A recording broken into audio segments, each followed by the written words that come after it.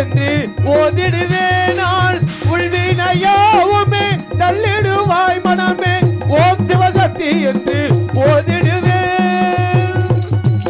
Hello hello hello ஓம் சிவசக்தி என்று ஓதிடுவேனால் உள்வினையாவுமே தள்ளிடுவாய் மனமே உள்வினையாவுமே தள்ளிடுவாய் மனமே ஓம் சிவசக்தி என்று ஓதிடுவேன். ஓம் சிவசக்தி என்று ஓதிடுவேனால் உள்வினையாவுமே தள்ளிடுவாய் மனமே ஓம் சிவசக்தி என்று ஓதிடுவேன்.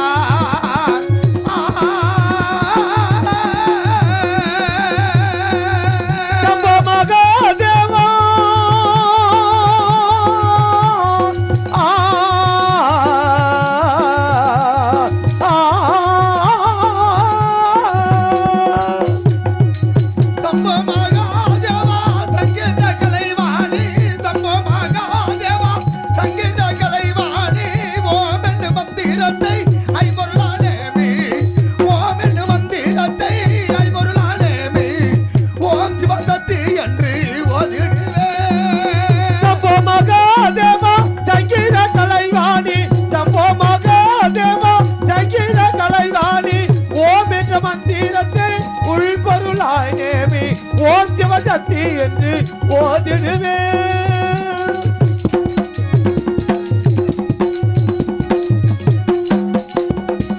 உள்வினையாவுமே தள்ளிடுவாய் மனமே உள்வினையாவுமே தள்ளிடுவாய் மனமே ஓம் சிவசக்தி என்று ஓதிடுவேன். உள்வினையாவுமே தள்ளிடுவாய் மனமே ஓம் சிவசக்தி என்று ஓதிடுவேன்.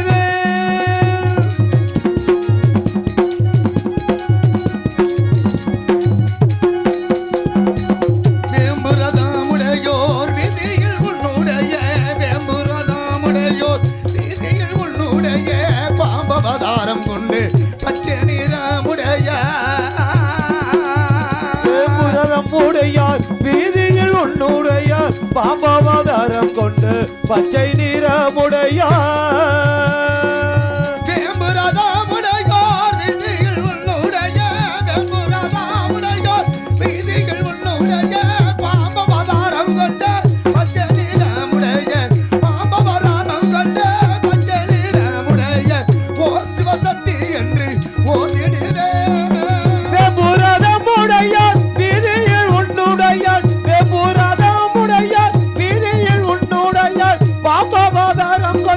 பச்சை நிறமுடையார் ஓம் சிவசக்தி என்று ஓதிடுவேன்.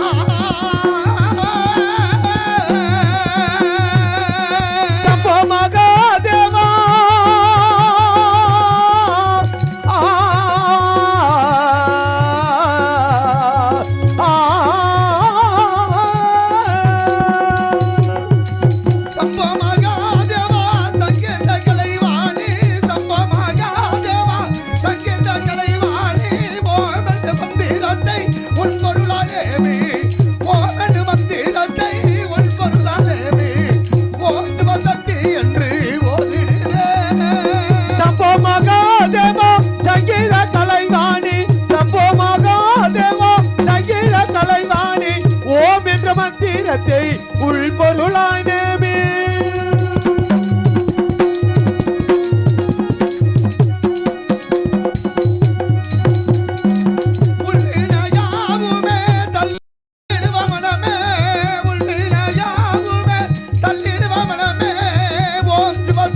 என்று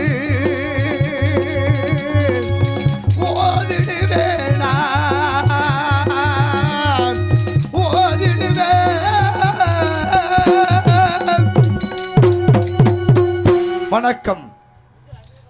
வாய்ந்த பெரியோர்களை, அருமை தாய்மார்களை, வருங்காலத்து வாழ்வர்கள், எதிர்காலத்தில் சிங்கங்களே, நாடக கலா கண்மணிகளே மற்றும் காலையில் காடு சென்று மாலையில் வீடு திரும்பும் எனது அருமை விவசாய பெருங்குடி மக்களே மற்றும் இவ்வூரைச் சேர்ந்த நாட்டம்மை அவர்களே, இவ்வூரைச் சேர்ந்த முக்கியஸ்தாரி அதிகாரிவர்களே, இவ்வூரி பள்ளி மாணவ மாமணிகளே, இவ்வூரில் காவல்துறை பணிபுரிந்து வரும் காவல்துறை ஐயா அவர்களே, உங்கள் அனைவருக்கும் இதோ நான் ஆதி பரமேஸ்வரனுக்கும் அன்னை பார்வதேவிக்கு பிறந்த பாலகன்தான் காத்தமுத்தி என்ற காத்தவராயன் பணிவான வணக்கத்தை உங்கள் பாதங்கள் தொட்டு கனிவட சமர்ப்பிக்கிறேன். நன்றி நன்றி கிடந்த வணக்கம் வணக்கம் வணக்கம் வணக்கம் வணக்கம்.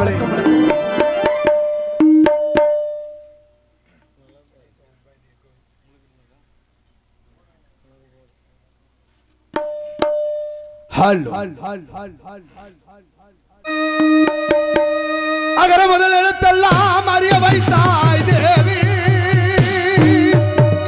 ஆதி பகவான் முதல் என்று உணர வைத்தானியே,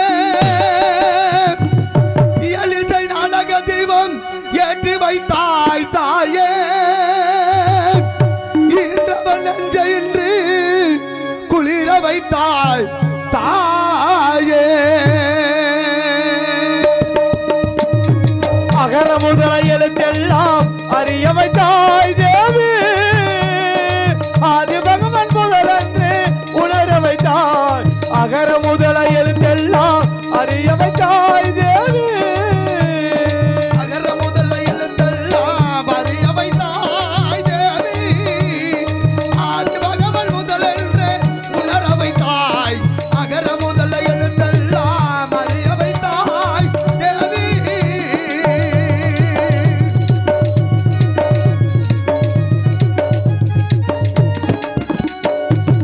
எலிசை நாடக தீபம் ஏற்றி வைத்தாய், எலிசை நாடக தீபம் ஏற்றி வைத்தாய், ஈன்றவன் நெஞ்சை இன்று குளிர வைத்தாய், ஈன்றவன் நெஞ்சை இன்று குளிர வைத்தாய். உயிர்மை எழுத்தெல்லும் தெளிய வைத்தாய், உயிர்மை எழுத்தெல்லும் தெளிய வைத்தாய். உண்மையை தாய் திறந்து பேச வைத்தாய் அம்மா, பேச வைத்தாய். அகர முதல எழுத்தெல்லாம் அறிய வைத்தாய் தேவி, ஆதி பகவான் முதலென்றே உணர வைத்தாய். அகர முதல எழுத்தெல்லாம் அறிய வைத்தாய் தேவி,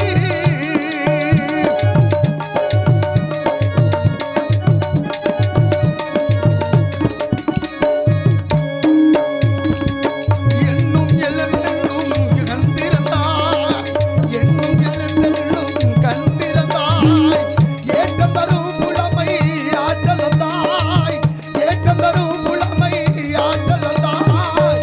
ஐயம் தெளிய வைத்து அறிவு தந்தாய், மொழி தந்து குரல் தந்தாய். மொழி தந்து குரல் தந்தாய். மொழி தந்து குரல் தந்தாய். ஓங்கார இசை தன்னை உயர வைத்தாய் தேவி.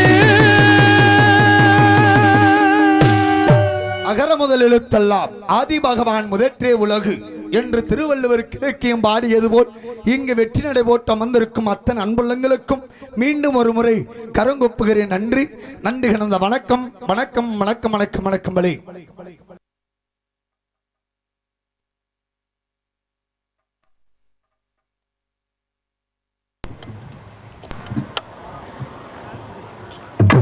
ஆனால் அந்த கடமணி எனுமடு சொல்லப்பட்டு தமிழ் கடவுளாகிய மூத்த கடவுள் முருகப்பெருமானை வணங்கிவிட்டு இந்த காத்தவராயனுடைய பிறப்பளத்திற்கு ஆசைப்படுகிறேன். முருகா, வேளா, கந்தா உன்னை நினைத்து வருகிறேன். முருகா, வருகிறேன் வருகிறேன்.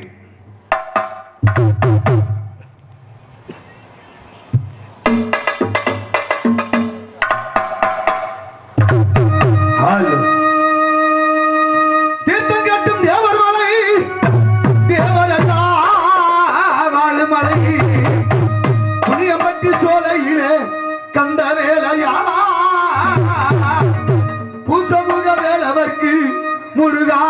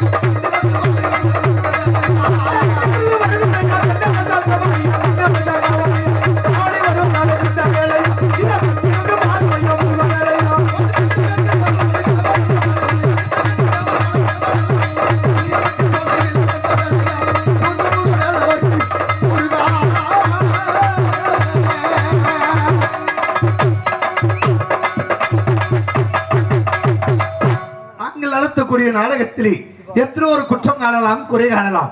குற்றம் என்பது நீக்கி, குறை என்பது கைகொண்டு உங்கள் வீட்டு பிள்ளைகள் தவறு செய்துவிட்டால் எப்படி மன்னிப்பீர்களோ அதே போல எங்களையும் என்ன சொன்ன நடிகர்கள் மன்னிக்க வேண்டும் என்று கேட்டுக்கொண்டு இந்த காத்தவராயனுடைய பிறப்பிடத்துறைக்கு ஆசைப்படுகிறேன். வருகிறேன். ஹலோ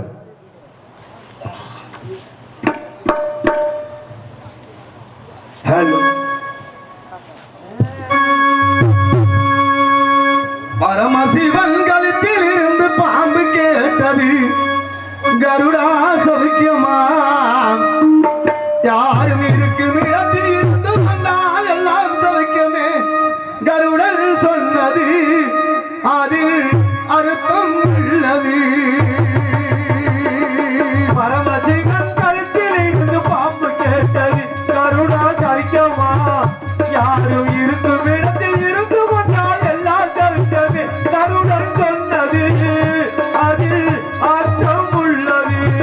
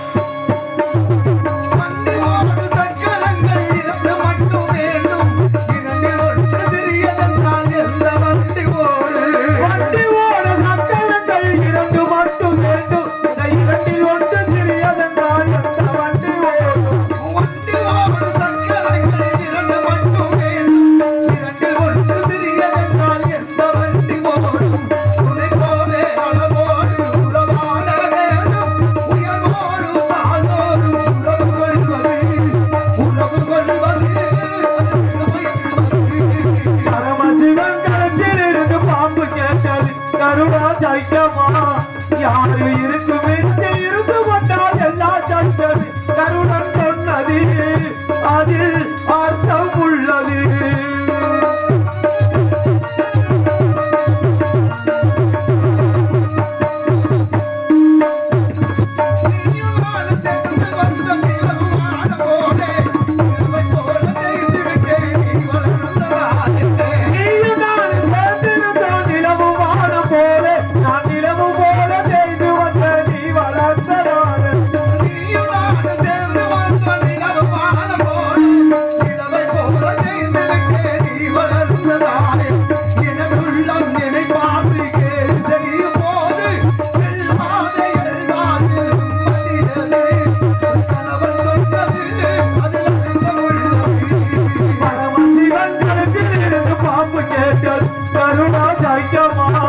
யாரோ இருக்கும் இடத்தில் இருந்து கொண்டால் எல்லாம் சட்டது.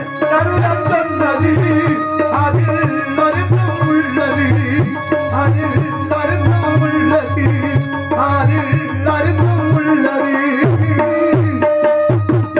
இந்த காத்தவராய நான் எங்க பிறந்தேன், யாரிடத்தில் பிறந்தேன் என்று சபையின்பாக எடுத்துரைக்க ஆசைப்படுகிறேன். ஆனால் என்னுடைய தந்தை வரும் ஆதி பரமேஸ்வரன், என் தாயாரு பார்வதி தேவி. என்னுடைய தந்தை சிவபெருமானோ பூலோகத்தில் ஈயர்ம முதல் 84 ஜீவராசிகளுக்கும் என்னுடைய தந்தை சிவபெருமான் படியளப்பது வழக்கமாகும். அப்படி ஒரு நாள் சமயமாக என்னுடைய தந்தை சிவபெருமான் தெய்வலோகத்தை விட்டு பூலோகம் வந்து இந்த பூலோகத்தில் நடப்பன, ஊர்வன, நீந்துவன, நிகழ்வன என்று சொல்லக்கூடிய 84 ஜீவராசிகளுக்கும் என்னுடைய தந்தை சிவபெருமான் படியளக்க சென்று விட்டார்கள். அப்பொழுது என்னுடைய தாய் மட்டும் தன்னன் தனிமையாக கைலேகத்தில் அமர்ந்திருந்ததாம்.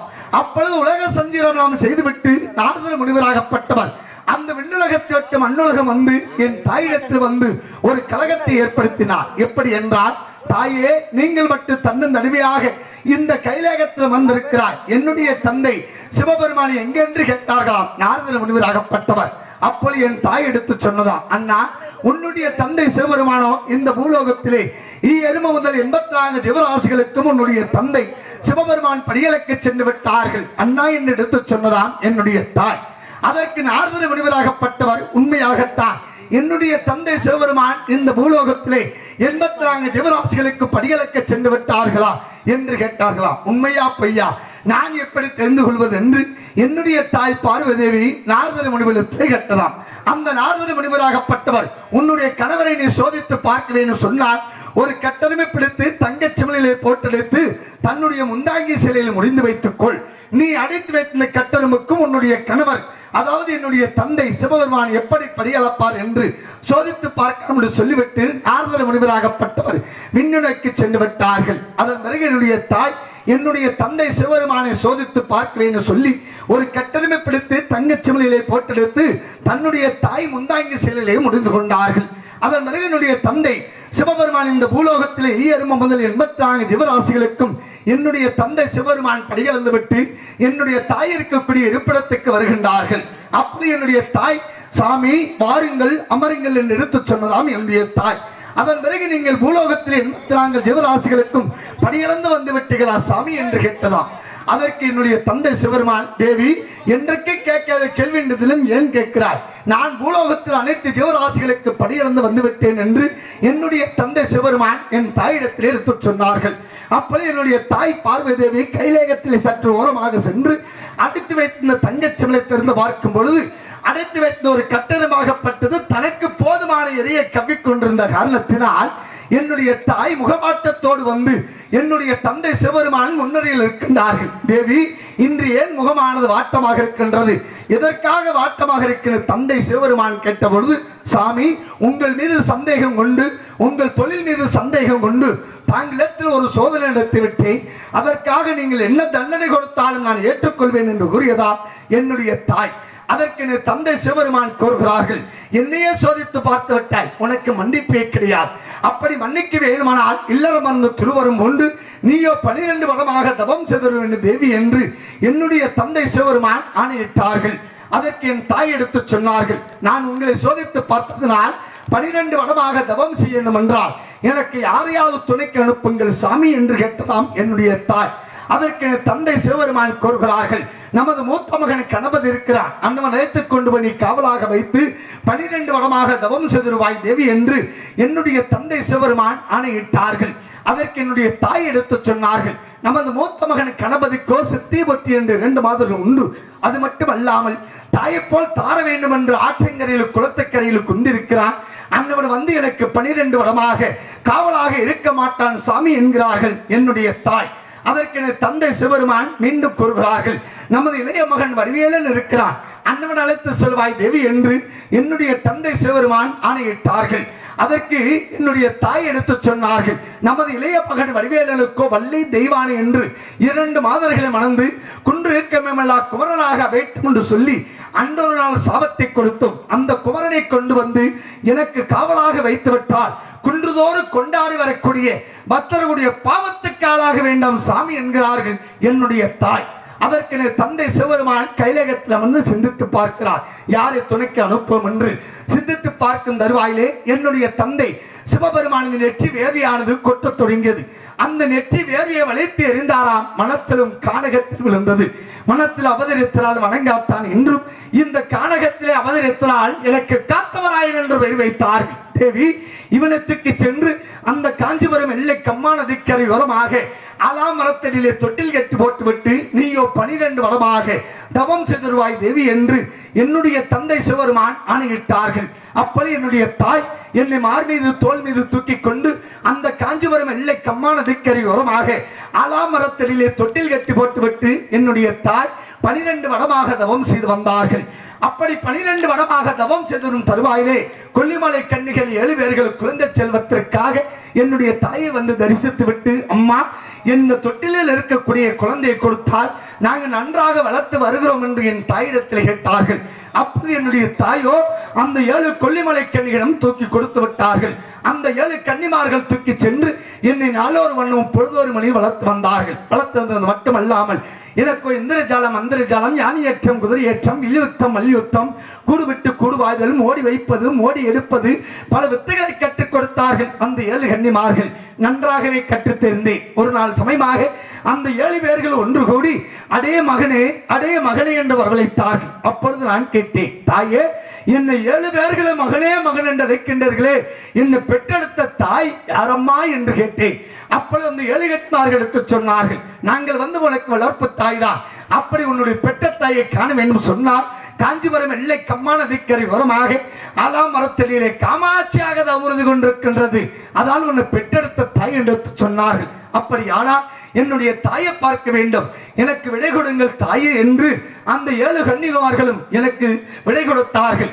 நான் உங்களுக்கு விடை கொடுக்கிறேன், நீ செல்கின்ற பொழுது ஆபத்து என்று வந்தால் தாயே கொல்லிமலை கன்னிகளா என்று வரவழைத்தார். உன்னை வந்து அங்கத்தையும் ஆவியும் காப்பாற்றுகிறோம் என்று சொல்லி எனக்கு சத்தியம் செய்து கொடுத்து அனுப்பி வைத்தார்கள்.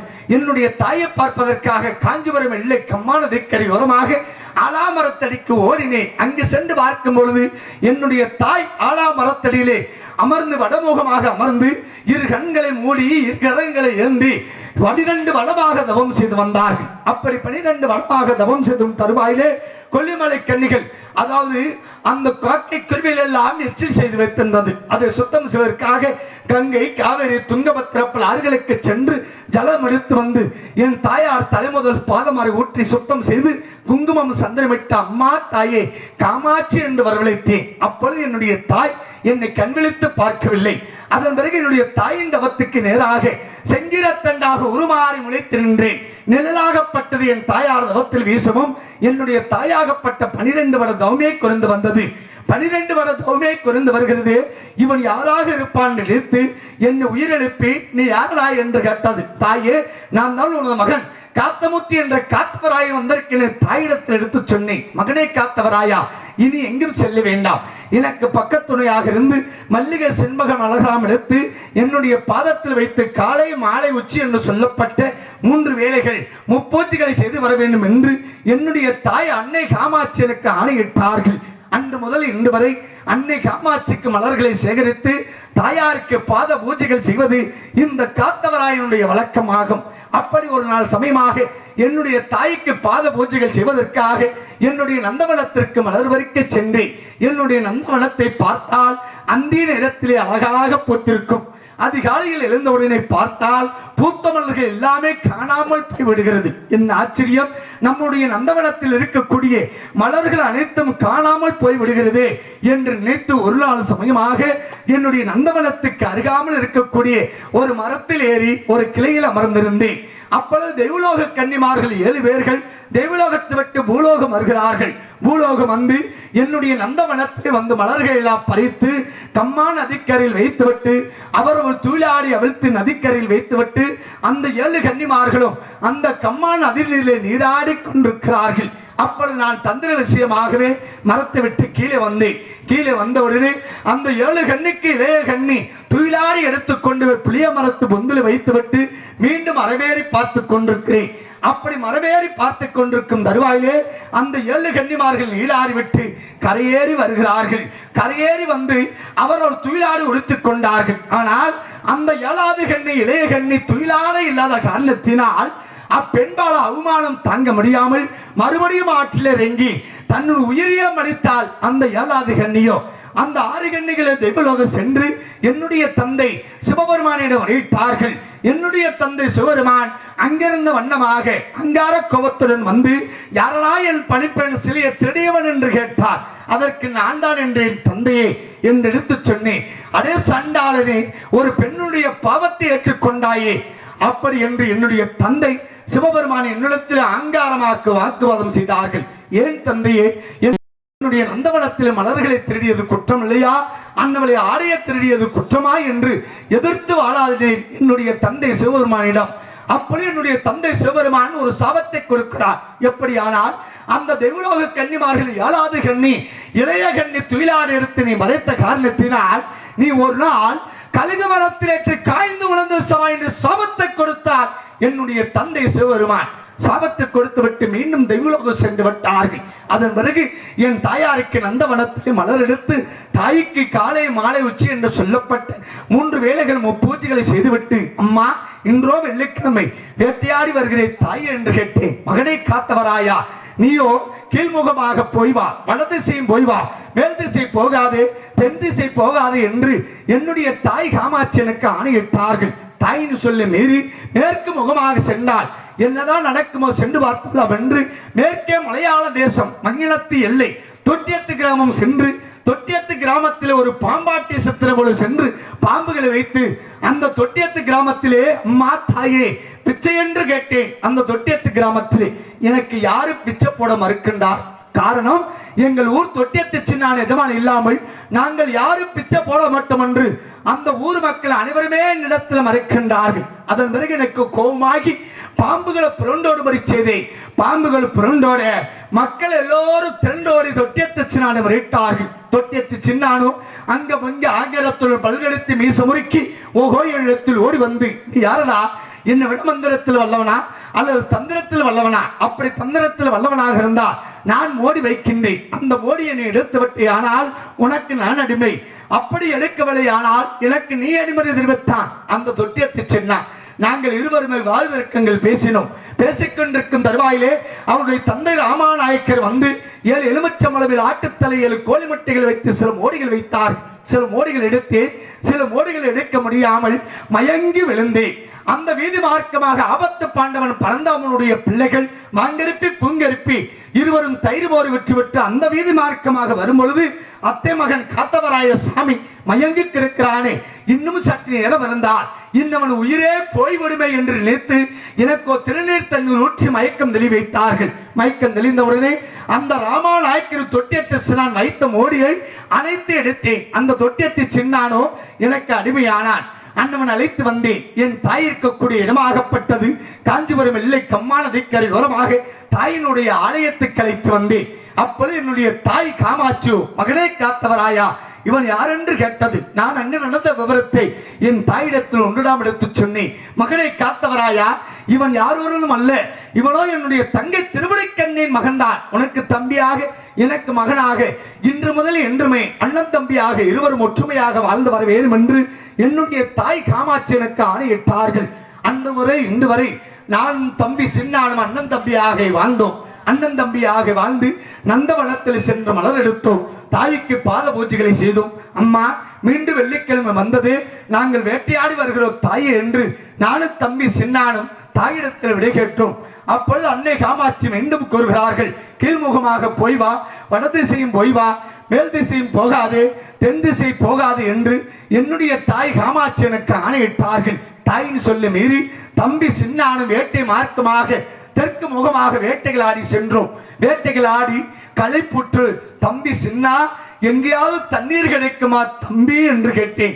அப்பொழுது தம்பி சின்னான் கூறுகிறான், அண்ணா பக்கத்தில் ஒரு மஞ்சள் ஆறாகப்பட்டது ஓடுகிறது, அங்கு சென்றால் இருவரும் தண்ணீர் அருந்துவோம், வாருங்கள் அண்ணா என்று சொல்லி அவ்வாற்றுக்கு அழைத்து சென்றான். அந்த ஆற்றிலே தண்ணீர் அருந்து பொழுது அந்த தண்ணீர் அத்தீர் புணுகு ஜவ்வாது என்ற நறுமண வாடைகளெல்லாம் வீசிக்கொண்டு வந்தது. தம்பி சின்னா, இந்த தண்ணீரே இவ்வளவு வாசனையாக வருகிறது, இந்த தண்ணீராகப்பட்டது எங்கிருந்து வருகிறது தம்பி சின்னா என்று கேட்டேன். அப்பொழுது தம்பி சின்னானோ வெத்தலை எடுத்து மை போட்டு பார்த்து, அண்ணா புத்தூர் அக்கரகரம் புதுச்சேரி நல்பேட்டை ஓமாந்தூர் கிராமத்தை ஆளக்கூடிய ஆரியப்பர ஆசனம் அன்ன துளசி இன்றெடுத்த செல்வம் ஆரியமாலா பெண்ணாகப்பட்டவள் 7 திரை கட்டி அழகாகவே குளிக்கிறாள் அண்ணா. அந்த குளிக்கக்கூடிய நீராகப்பட்டது இவ்வாற்றில் வந்து கலந்து வந்த காரணத்தினால் இந்த தண்ணீரோ இவ்வளவு வாசனையாக வருகிறது அண்ணா என்று சொல்கிறான். தம்பி சின்னா, இந்த தண்ணீரே இவ்வளவு வாசனை என்று சொன்னால் அந்த ஆரியமலா பெண்ணாகப்பட்டவள் எப்படி பெண்? அண்ணவளை பார்க்க வேண்டுமே தம்பி சின்னா என்று கேட்டேன். அப்பொழுது தம்பி சின்னான் கூறுகிறான், அண்ணா ஆரியமலாவை பார்க்க வேண்டும் என்றால் மனிதன வடிவத்தில் சென்றால் அந்த மங்கையை காண முடியாது அண்ணா, மச்ச மீண்டும் எடுக்க வேண்டும், வருகிற தண்ணீரிலே எதிர்நீச்சலாக போக வேண்டும்.